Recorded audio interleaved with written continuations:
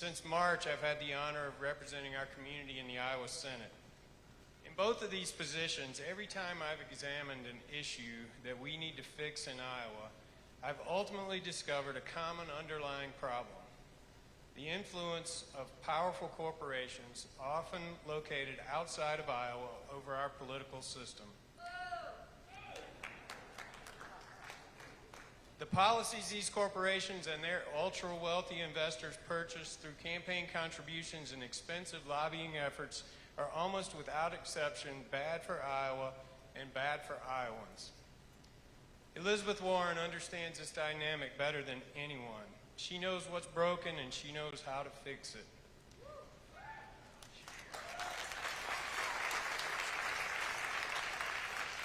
She spent her career fighting the corruption that's hurting our workers and our families, polluting our water, threatening our education system, making health care less affordable and accessible, marginalizing minority populations, and wiping our rural communities off the map. Not only does Elizabeth have the leadership skills and the tenacity to take on the powerful forces of corruption that are crippling our democracy, but she personally understands the systemic changes that have to happen, and she's developed by far the most detailed plans to get us there.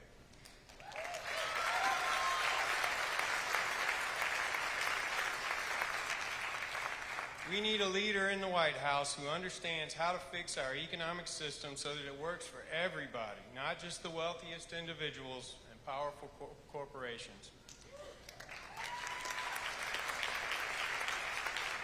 That's why I've decided to caucus for Elizabeth Warren.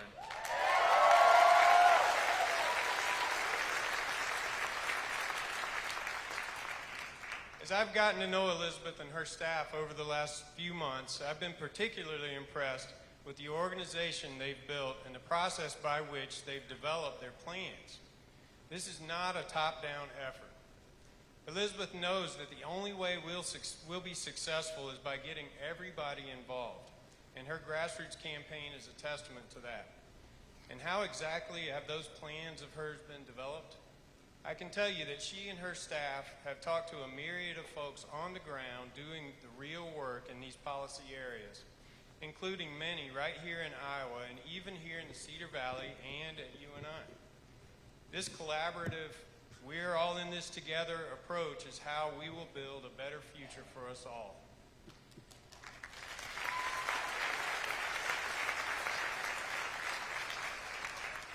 I ran for the state senate because I love this community and our state. I want to do all that I can so that my 14-year-old son Henry, wherever Henry is, will see a potential for a vibrant, healthy life for himself right here in Iowa if he chooses to stay. Right now, I'm concerned about the future that's being built for him and his friends, but it doesn't have to be that way. Now is our moment to right this ship and correct our course. We need bold, intelligent, tenacious, thoughtful leadership, and Elizabeth Warren is the right person for that job. Thank you. And now I'll invite, thank you all, now I'll invite Athena to the stage to introduce Senator Warren.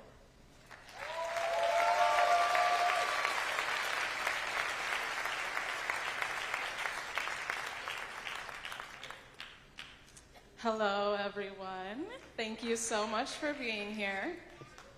My name is Athena Sade Whiteside, and I am a first-year graduate student right here at UNI. I am getting my master's degree in vocal performance, and I'm also a member of the student organization UNI for Warren.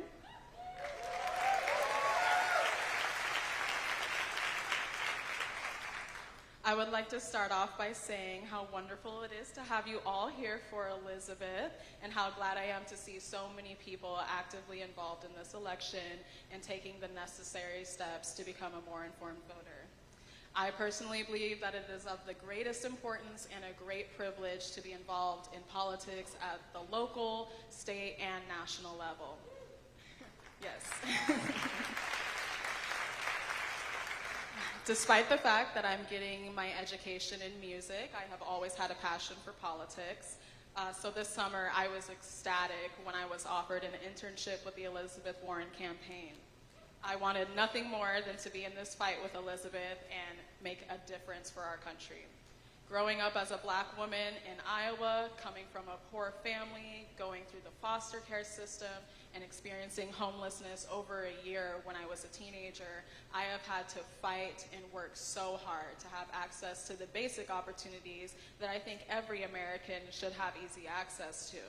If it weren't for strong and determined individuals like Elizabeth Warren, who fight to level the playing field for people of color, lower income families, homeless teenagers, foster children, I would not have the success and opportunities that I have today. I know my story isn't very different than those of many people living in our country right now. Americans are really struggling for lots of different reasons, and we need change. And as I'm sure we all know, Elizabeth has a plan for that.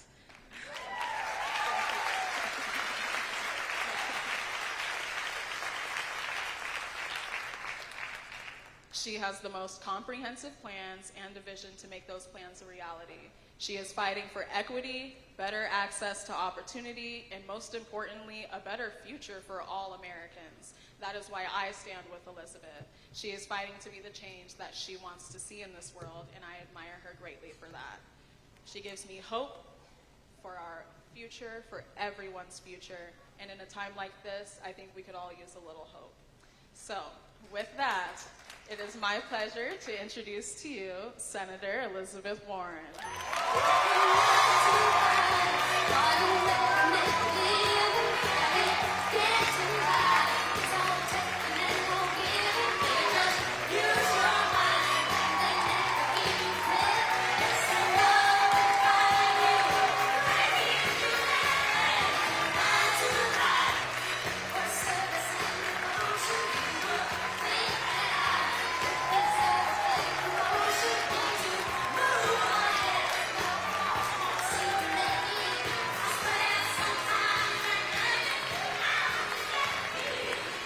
Hello, Cedar Falls. Oh, it is good to be here with you, and thank you for the introduction, Athena. You're fabulous. Thank you. And I want to say a very special thank you to Senator Eric Giddens. He is just doing a great job. Great partner. Absolutely. So, I am so glad to see you all here. You know, this is family. This is good. I'm here actually with family. I brought my son, Alex. Where are you, Alex? Alex is the guy over in the blue shirt. Wave your hand. For those of you up there who can't see him, he's a guy in a blue shirt. Alex has been my tech support since second grade. That's true. He runs his own small business now, and he's picked up a second job, and that is support your mother when she runs for President of the United States.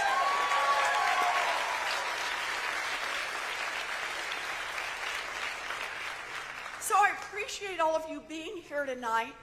I thought what we do is I tell you a little bit about myself. I tell you a little bit about why I'm in this race. We're going to do some questions, and then for anybody who wants to, I'll say as long as you want, we'll do selfies.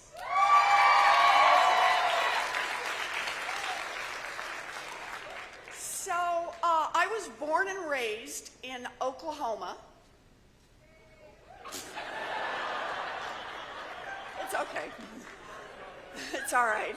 There really aren't that many of us. So I was born and raised in Oklahoma. I am what used to be called a late in life baby.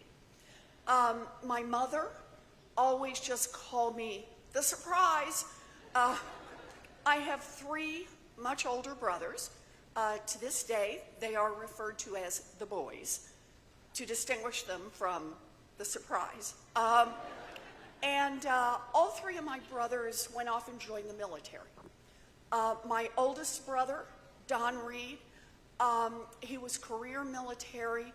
He spent about 5.5 years off and on in combat in Vietnam. We were very lucky to get him back home. My second brother, John, he spent a little over a year stationed overseas. My third brother, David, trained as a combat medic.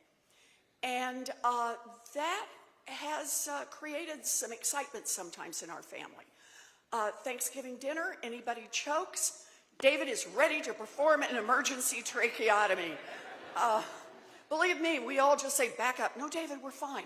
See, I can breathe. I'm doing fine. I love my brothers. They're all retired. They're all back in Oklahoma now. I talk to them on a regular basis. When we were growing up, our daddy had a lot of different jobs. He sold paint. He sold carpet. He sold fencing. He sold housewares. And when I was in middle school, the boys were all gone by then. So it was just my mama and my daddy and me. And my daddy had a massive heart attack. And we thought we were going to lose him.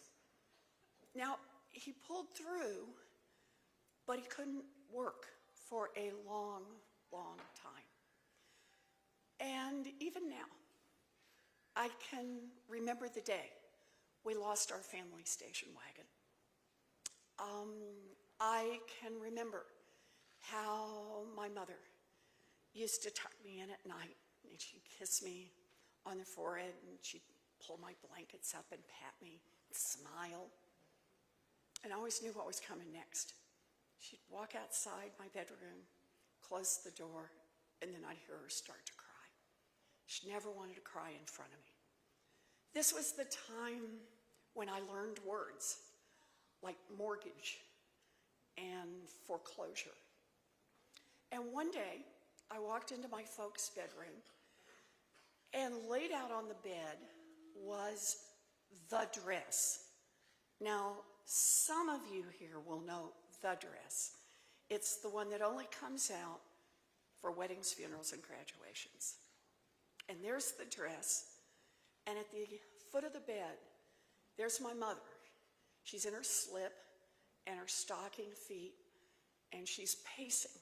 She's got her head down, and she's saying, "We will not lose this house. We will not lose this house. We will not lose this house." She was 50 years old. She had never worked outside the home, and she was terrified. And she looked up and saw me. I'm standing in the door. I'm just a kid. She didn't say anything. She looked at me, and she looked at that dress, and she looked at me, and she wiped her face. She pulled on that dress. She walked to the Sears, and she got a full-time minimum wage job answering phones.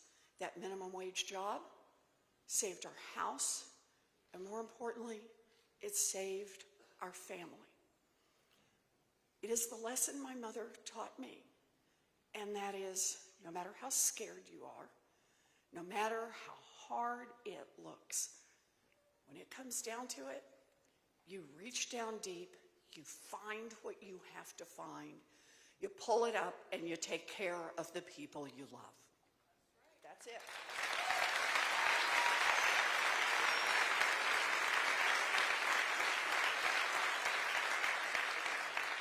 And it was years later that I came to understand that wasn't just the lesson my mother taught me.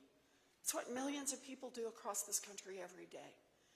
Millions of people, no matter how scared they are, no matter how hard it looks, they reach down deep, they find what they have to find, they pull it up, they take care of themselves, and they take care of the people they love. That's what we do. But it was only years after that that I came to understand. That same story is also a story about government. Because when I was a girl, a full-time minimum wage job in America would support a family of 3. It would pay a mortgage, it would cover the utilities, and it would put food on the table.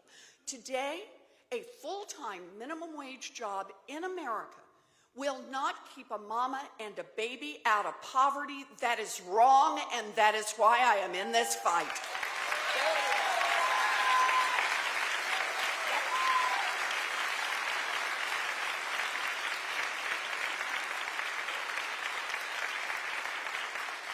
And understand this. The reason for the difference is who government works for.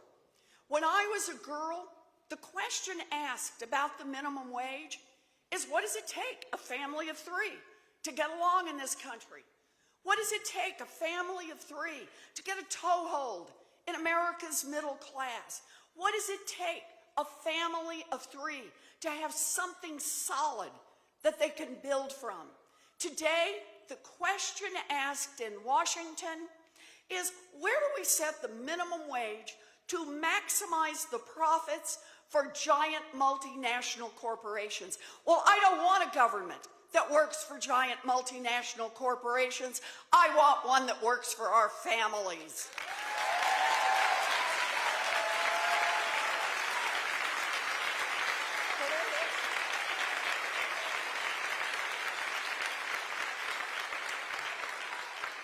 So, like I said, the boys, they went off and they joined the military. That was their path, their chance in America's middle class. Me, I had a different dream. I have known what I wanted to be since second grade. You may laugh. You didn't decide until what, fourth grade? Fifth, I can tell. Yeah, fess up, okay. No, but I've known what I wanted to be since second grade, and I've never wavered from it. I wanted to be a public school teacher. Can we hear it for America's public school?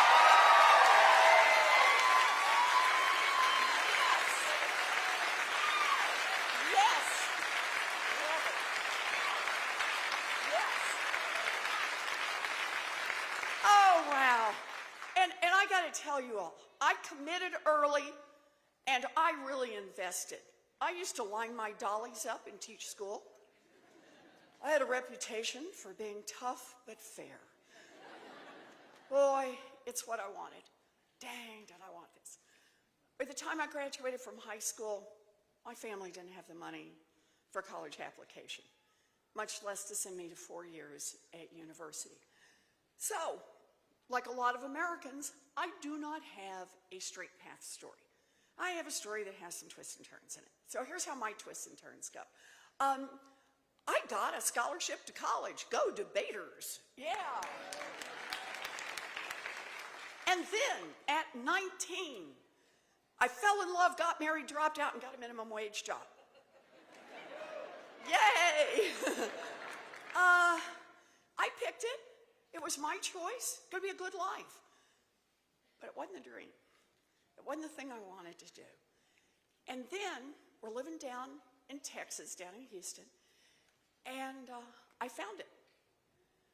A commuter college, 45 minutes away, and it cost $50 a semester. Yeah. On a price that I could pay for on a part-time waitressing job, I got the chance to finish my 4-year diploma, and I became a special education teacher.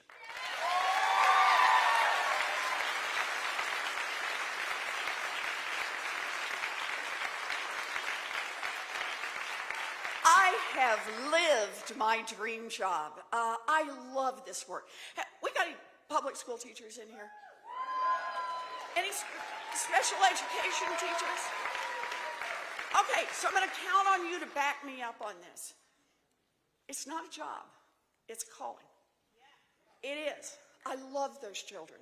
I had 4 to 6-year-olds, mostly, and to this day, I can remember their faces. I can remember things we worked on. Tell you the truth, I probably would still be doing this work today. But my story has some more twists and turns, and here's how they go. By the end of the first year, I was visibly pregnant. And the principal did what principals did in those days. He wished me luck and hired someone else for the job. So, there I am. I'm at home. I can't get a job. What am I going to do? I got to do something. I know. I'll go to law school. Yay! So, by this time, we're living in New Jersey, and I found a state law school, cost $450 a semester, but baby on hip, I head off to law school, do 3 years of law school, graduate visibly pregnant. You will discover a pattern to these stories. In fact, with my son Alex, who was good enough to wait until after graduation to be born. Thank you, Alex. You know, you got to have a little cooperation here. Took the bar and practiced law for 45 minutes. And then I went back to my first love, which was teaching. I traded little ones for big ones and spent most of my grown-up life teaching in law school. Made other changes in my life. Husband number one. Hint, it is never a good sign when you have to number your husbands. And husband number one and I parted ways, but I found number two, that's Bruce, and I've still got him. So it worked. It worked. Good man. When you find a good one, hang on. Here I am, I'm teaching in law school, and what I taught, I don't know if everybody does this, but for somebody who kind of grew up on the ragged edge of the middle class, I taught everything about money. I was interested, I wanted to learn it, I wanted to know every detail, and then I turn around and teach it. So I taught contract law and commercial law, I taught payment systems and secured transactions, I taught the Uniform Commercial Code, I taught bankruptcy law, debtor-creditor law, law and economics, corporate finance, partnership finance. If it was about money, I learned it and then I taught it. But there was always one central question that I worked on. And that is, what's happening to American families in this country? Why is America's middle class being hollowed out? Why is it that people who work every bit as hard as my mother worked 2 generations ago, today find the path so much rockier and so much steeper? And for people of color, even rockier and even steeper. Why?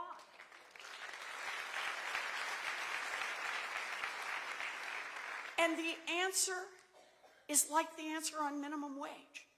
It's who government works for. Who that government in Washington is helping out. Think of it this way. We have a government that works fabulously for giant drug companies. Just not for people trying to get a prescription filled. Can I have an amen on that? Yeah.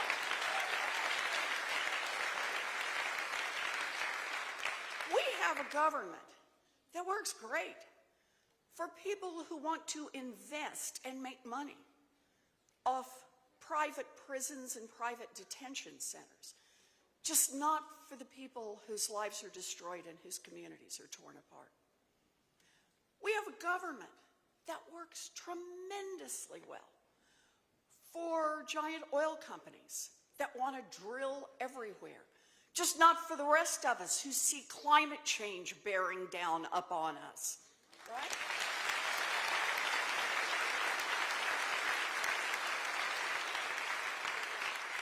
And when you see a government that works really great for those with money, and not so well for everyone else, that is corruption, pure and simple, and we need to call it out for what it is.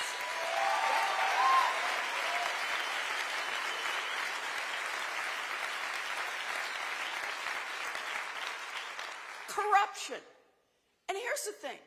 Whatever is the issue that gets you up in the morning, the issue that brings you here, the issue that says, this is what's going to get me engaged, whether it's gun safety, it's the price of prescription drugs, it's student loan debt, it's child care, it's climate, whatever is the issue that you care about deep down, I guarantee you this.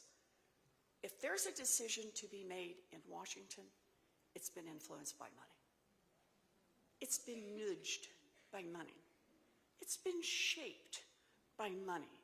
It's been moved over by money. In fact, let me tell you a story about this. It gives you an idea of how money flows everywhere. Yes, it's about campaign contributions, but so much more. You know, go back to the 1990s and early 1990s. You go back and read, and basically as a country, as a world, we understood what was happening with climate change. We didn't have the word climate, we were calling it global warming, but we knew that putting all this carbon into the air, everyone could play out the models and say, this is going to be bad. There's a little variation on how long it was going to take, but this is going to be bad, right? We knew this. And here's the thing. In Washington, Democrats and Republicans were working together. This wasn't a partisan issue. They were working together. They were concerned. Do we need to give more authority to the EPA? Do we need more money into cleanup? What kind of things do we need to be doing? So they're working together. And then along come the Koch brothers.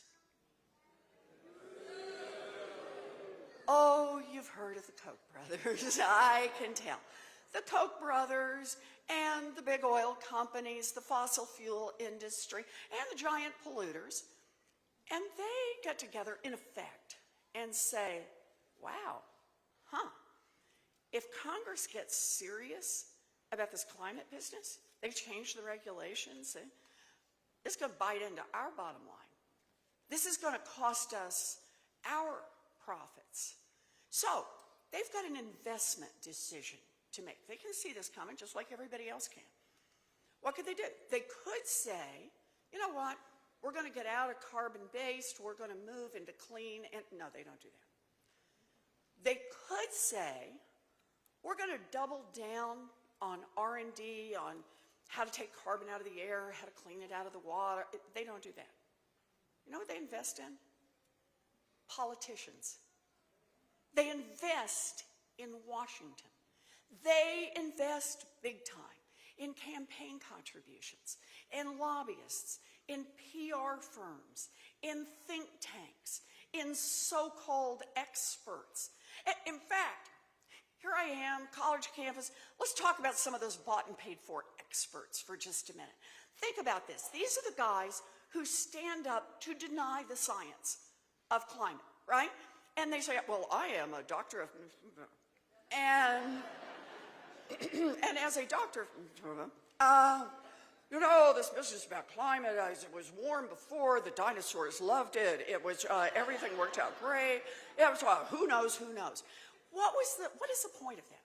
Why were there people who were spending so much money to lift up those voices, to give them a chance to get out there in front of the cameras? You know why? It's not because those guys didn't understand the science. Nah, they did it because those so-called experts, those climate deniers, they could build something. They could build an umbrella that the politicians could hide under and keep taking money from the Koch brothers, keep taking money from the fossil fuel industry, keep taking money from the big polluters and say, gee, I don't know, you know, it's controversial, I'm not a scientist, I don't know what's going on here. You want to understand the climate crisis we face today? It is 25 years of corruption in Washington that got us here.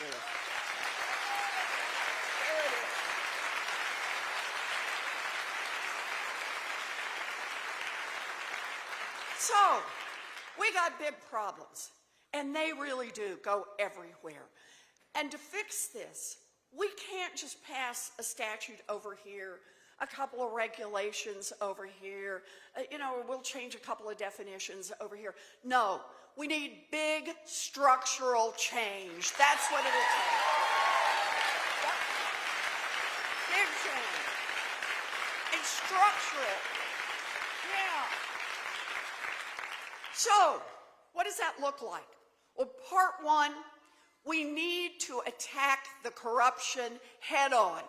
Enough of playing defense, it's time to go on offense against the money. Yep.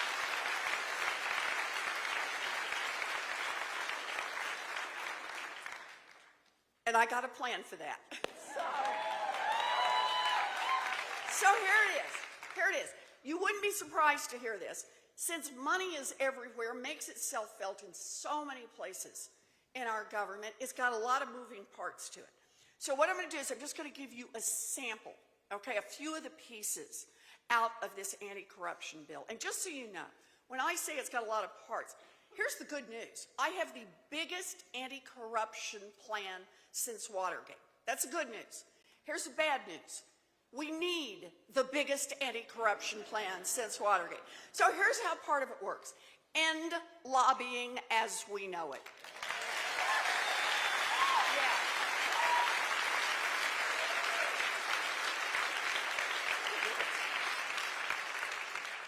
Block the revolving door between Wall Street and Washington.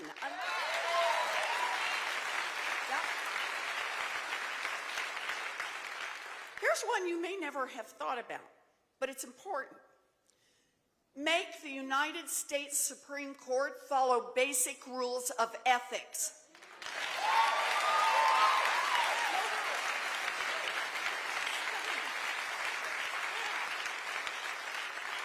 Okay, I could do these all night long. I really could. But I'm going to do one more. You really want to hose out some corruption?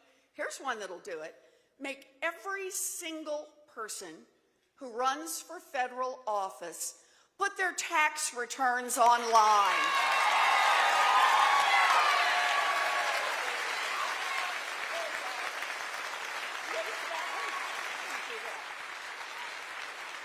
Yep. Okay, so that's part one. Attack the corruption head on. Disrupt it. Go on the offense, because when we disrupt how power flows through Washington, now we got a chance to make other changes, big changes. The next one has to be, we need to make some structural changes in this economy. That's got to be part two. And here's where I start on this one. We got a real problem. And the problem is about giant corporations. I mean, huge corporations. Corporations that swallowed up little businesses, little farms, long, long ago. Swallowed up medium-sized businesses. Shoot, they swallowed up what used to be called big businesses. And the problem is, when they get that big, they run over their employees, they run over their customers, they run over the communities where they're located, and they call the shots in Washington. We can't survive this. So, part one of structural change, we need a president with the courage to enforce our antitrust laws. Break up big ag, break up big tech, break up these big banks. It's time.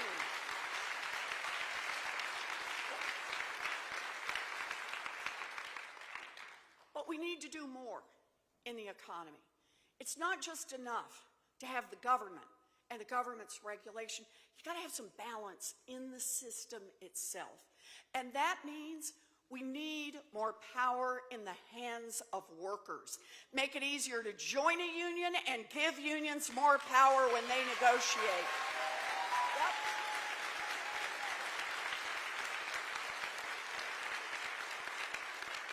Yep. Unions built America's middle class. Unions will rebuild America's middle class.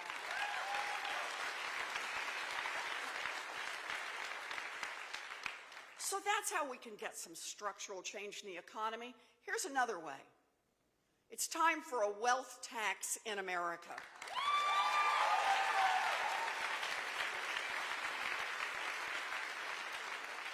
So let me tell you how this would work.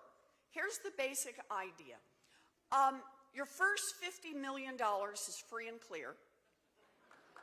Oh, good. Yeah, he's like, okay, I can do business with this woman. She's not totally unreasonable. Okay, good, good. Oh, we're there. First 50 million is free and clear, but your 50 millionth and first dollar, you got to pitch in 2 cents. And 2 cents for every dollar after that. And just so everybody remembers how a wealth tax works, anybody in here own a home, own a farm, grew up in a family that owned a home? Yeah, you've been paying a wealth tax forever, right? It's just called a property tax.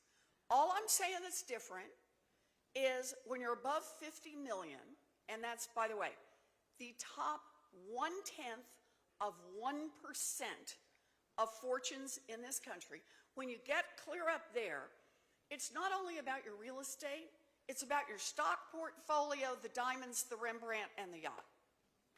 That's the idea. Count it all.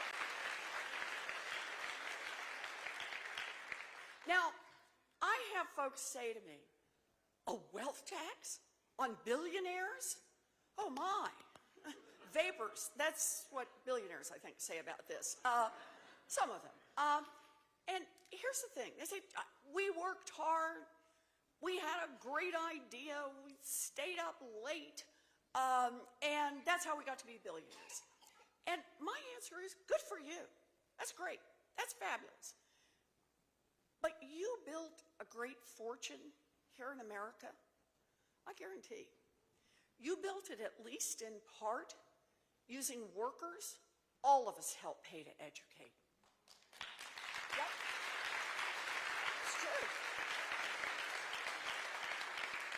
You built it at least in part getting your goods to market on roads and bridges all of us help pay to build.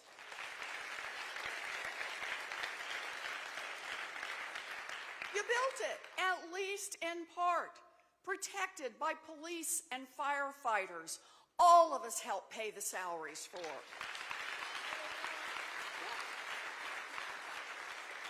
And here's the thing, we're Americans. We are glad to do it. Those are investments we want to make. We want to make those investments so people do have a chance to make it. All we're saying is if you make it big, I mean really big, I mean top 1/10 of 1% big, pitch in 2 cents so everybody else gets a chance to make it. That's it, 2 cents. 2 cents. 2 cents. And what can we do for 2 cents? Oh, this is the fun part. 2 cents. We can provide universal child care for every baby in this country aged 0 to 5.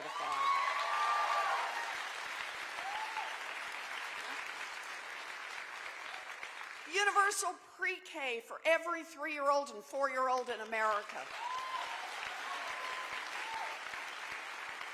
And we can stop exploiting the women who do this work, predominantly black and brown women. We can raise the wages of every child care worker and preschool teacher in America.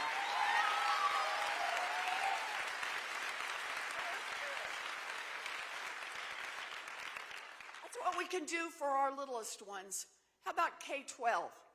We can quadruple the money that we spend to educate children who are born into low-income households. We can do that.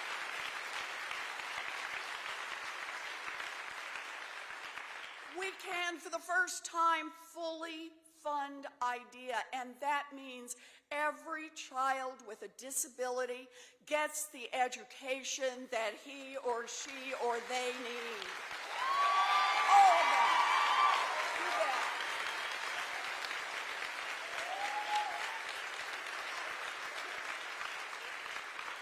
And we can put, with that same 2 cents paid for by the folks at the top, we can put $100 billion into all of our public schools. That averages out to about $1 million per public school, to let each school decide what they need to do to provide an excellent education for every one of their children. Think about that. Dream big.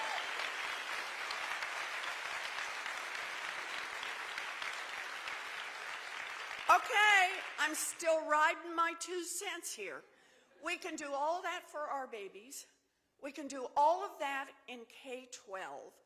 Plus, we can provide universal, tuition-free, technical school, 2-year college and 4-year college for anybody who wants an education.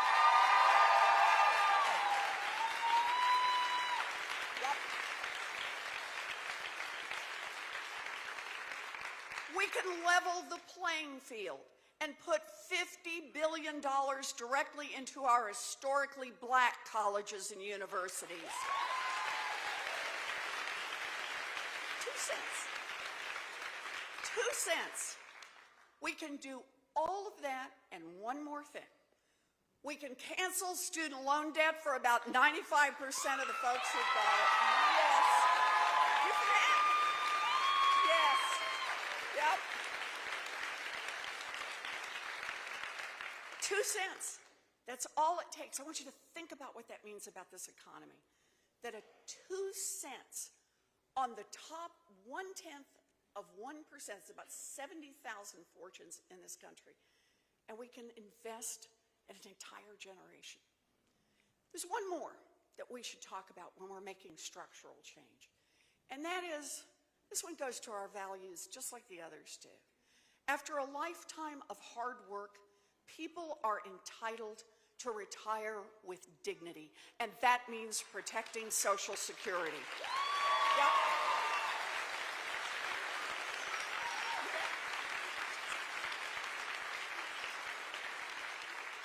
And I got a plan for that. So here's how it goes. By raising the payroll taxes on the top 2%, we can extend the financial security of Social Security for decades to come. Plus, we can increase the amount of every Social Security check that gets written every month by $200. Plus, we can increase the amount of every disability check by $200 a month. It just puts some balance back in this system.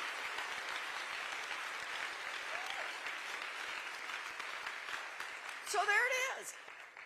Check the math. There it is.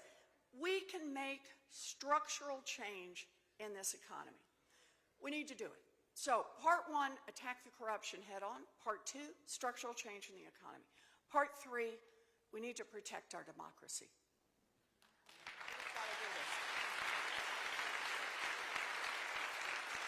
Up to $6,100 a year. Not only does the FAFSA help identify what federal loans and grants a student could receive, it can also lead to college-specific or statewide scholarships. Student loan debt in today's graduate space is profound. According to the Institute for College Access and Success, college seniors who graduated in 2018 from my home state of Alabama's 4-year public and private colleges had an average of just under $30,000. Back every racist voter suppression law in this country.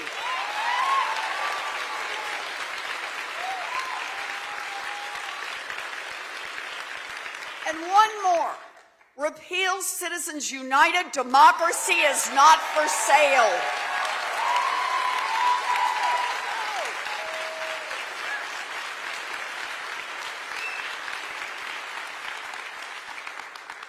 So that's it. I just want 3 things. Attack the corruption head on, make some structural change in the economy, and protect our democracy. And I know, to a lot of folks, that may just sound like 3 separate things, but not to me. These things are deeply tied to each other. They're tied to the fundamental question about who'll get opportunity in our country. Is it just going to be reserved for those born into privilege, or are we going to build a country where every single one of our children gets a first-rate education? We can do that. We can do it. Opportunity. The opportunity to get a good job, the opportunity to start your own business, the opportunity to move back to the farm, the opportunity to love who you love and build the family you want to build.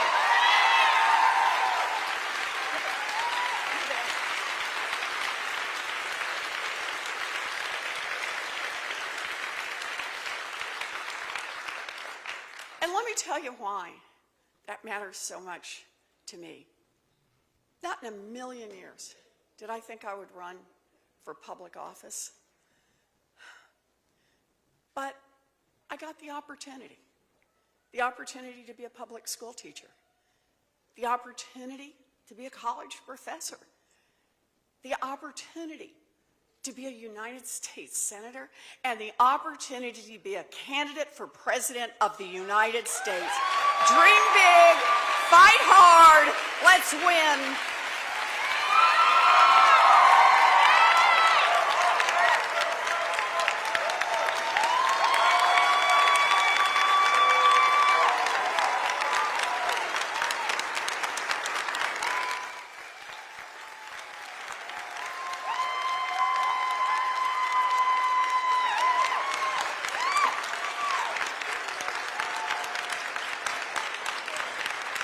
Hello. We just need to pull one more raffle ticket. Okay.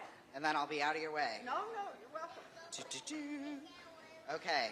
So if I call your number just like before, yell persist with gusto, please. And then come over here by my friend Andrew, who's over here waving. Hey, So here is the ticket number. 3768533. All right.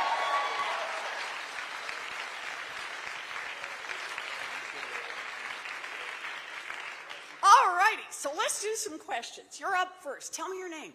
Hi, I'm Megan Janes. I'm a student here at UNI. All right, hi, Megan. Woohoo! Are you having fun here at UNI? Am I having fun? Yes, I'm Why having... did you have to pause and repeat that? I couldn't hear the question, so I Oh, was that's making sure. That's okay. What are you majoring in? I'm majoring in teaching English to speakers of other languages and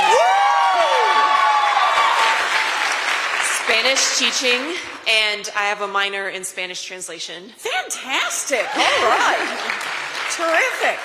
Okay, so what's your question, Megan? So my question is, as a member of the LGBTQ community that came out while still in high school, my question is, how are you going to end the legality of conversion therapy in America, and how do you plan on protecting LGBTQIA+ children in America? Okay.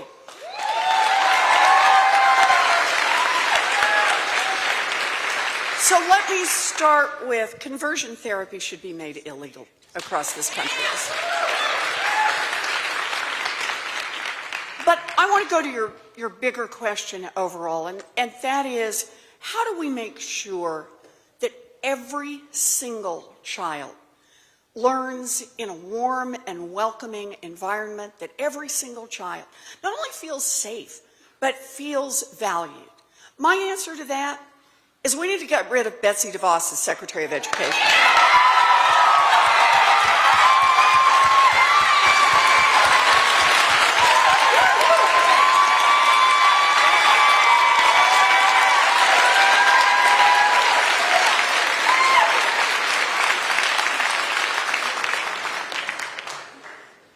And I really want to underline this because I want all of you to really focus in on this, because it's important about understanding where power lies.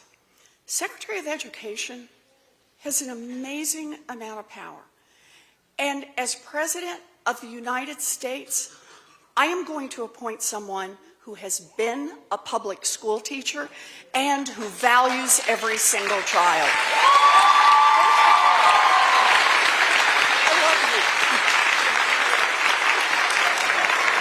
Okay, we got this, Megan. Okay, good. Who we got next? Greetings. Greetings. I'm Jim Kearns, retired Deere employee and enjoying my time working in the arts. Oh, good for you. You've said an awful lot of great stuff about our domestic policy. Yep. Haven't heard too much about international or foreign policy. Could you just kind of give us a brief 1, 2, 3 of what you think should be You done bet. with the world situation? That's good. No, and I'm glad. I'm Thank glad you. you asked about this because this is really important. You know, there's just so much you can get in at the beginning, but I'm glad you asked about this. So let me just start with some basic ideas about how it works for me. And that is, look, as I mentioned earlier, I have 3 brothers who served in the military. I know that our military would do anything we ask them to do.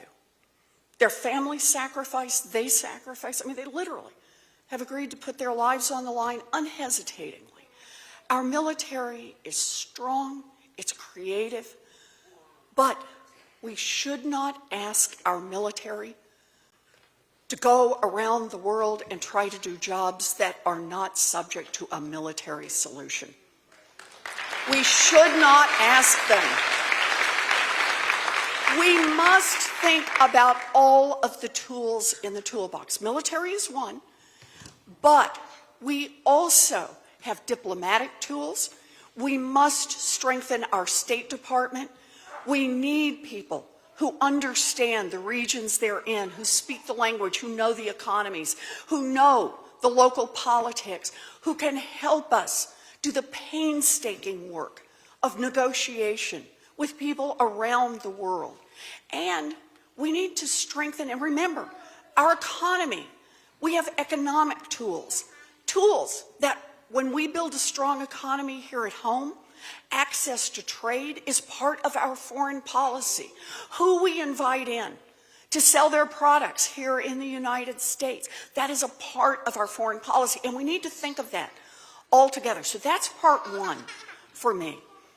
Part 2 for me is know the difference between your friends and your enemies.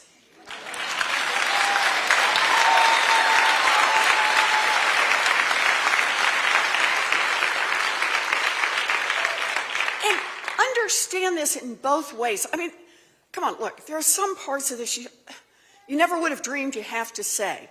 An American president should not suck up to dictators.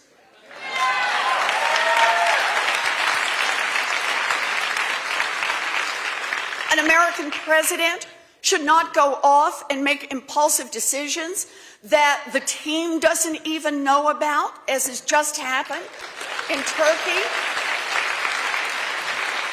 An American president should not lead us to abandon our allies who fought side by side with us.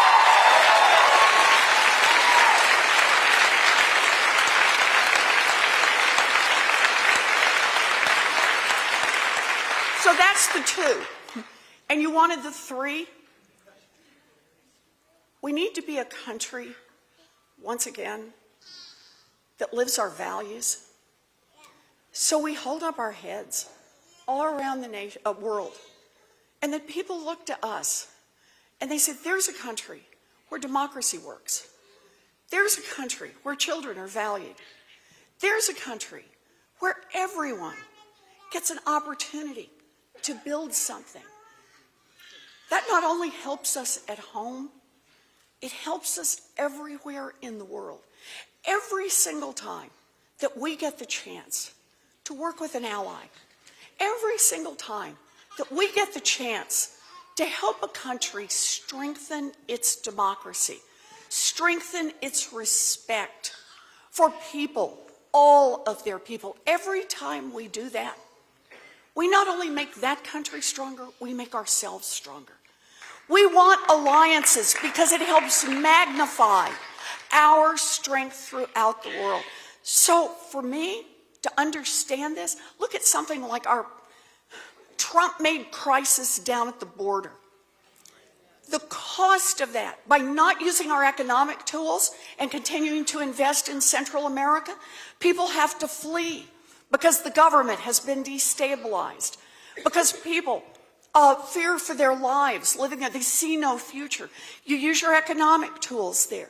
And then at the border, no great nation separates children from their families. That costs us.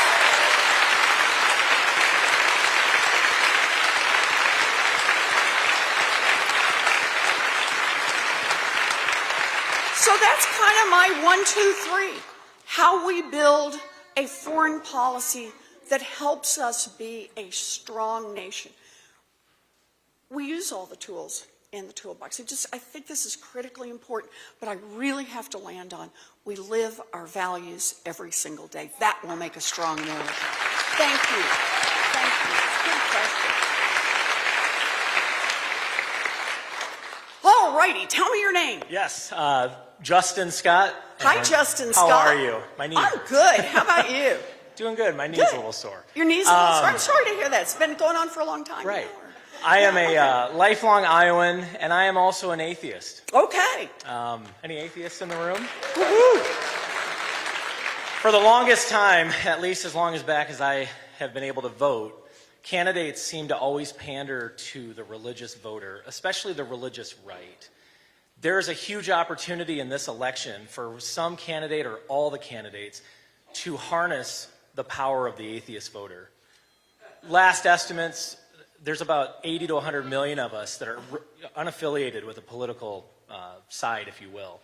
I'm curious today if you're willing to commit to hiring a secular outreach director. Many campaigns will hire a religious outreach director. I think it would be fantastic for our country to bring all voices in, to bring all voters in. So that's a really interesting question, Justin. I hadn't thought about it exactly for any, because I haven't done either one. But let me say something, because I think it's important. You're an atheist. I'm a Methodist. But I grew up in a church that the first thing I ever learned was about the value of every single person. It was everything I learned.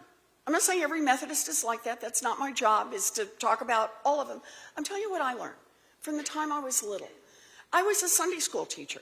I taught 5th grade Sunday school. Man, that was an experience. Woo! All I can say is no one was injured. Which actually was the bar in that particular 5th grade Sunday school. But it was always about respect for every person. And if I had to describe a single guiding principle for me, the deepest of faith for me, it's that every human being has value. Whether you call it God or a spirit, life, you can give it the name you want, but it's about respect. It's about valuing every human being, and that means you, and that means me, and that means all of us. So, but I'm going to think about that, okay? It's a good one. It would be. So let me just say to all of you, thank you for being here. You know, I know there are a lot of things you could be doing on a Tuesday night, although we're not competing, at least I think, with football. But I'm glad you're here. I know that you folks in Iowa put a lot of energy and thought into the presidential primaries. And 2020, God, what's coming up here is a big one. This is about the direction of our country, not just for 4 years or for 8 years. This is about the direction of our country for generation after generation after generation to come. And I want to say I am grateful to you for the time and the energy and the thought you put into this. So thank you all for being here. I appreciate it.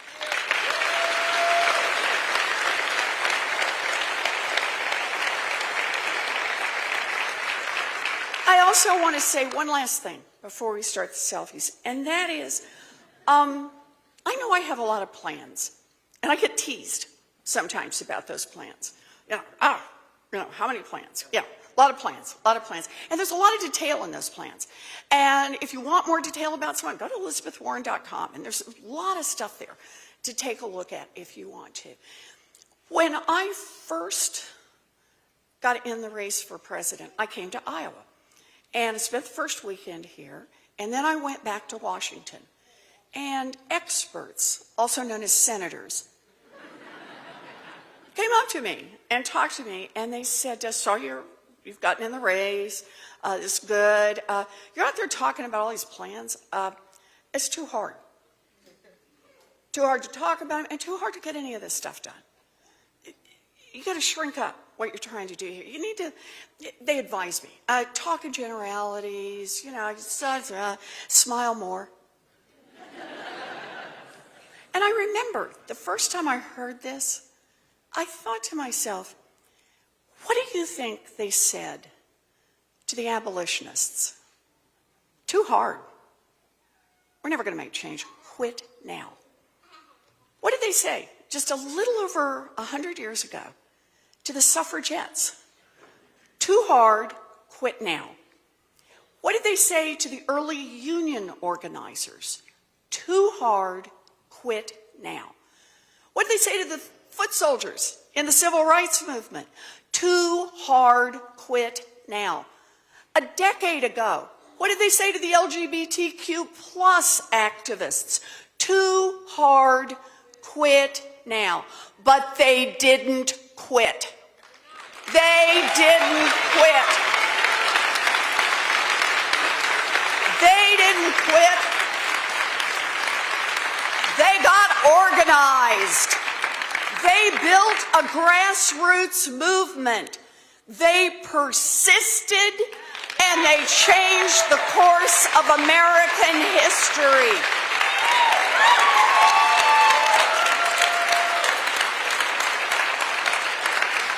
This is our moment in American history, our moment to dream big, fight hard, and win.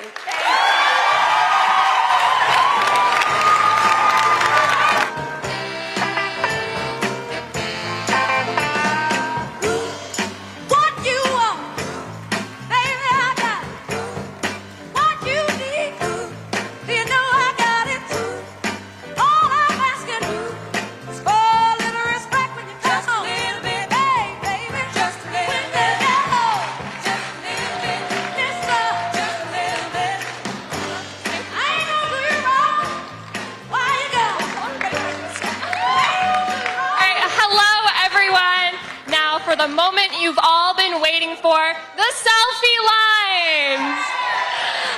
Please make your way to that side of the building with the windows.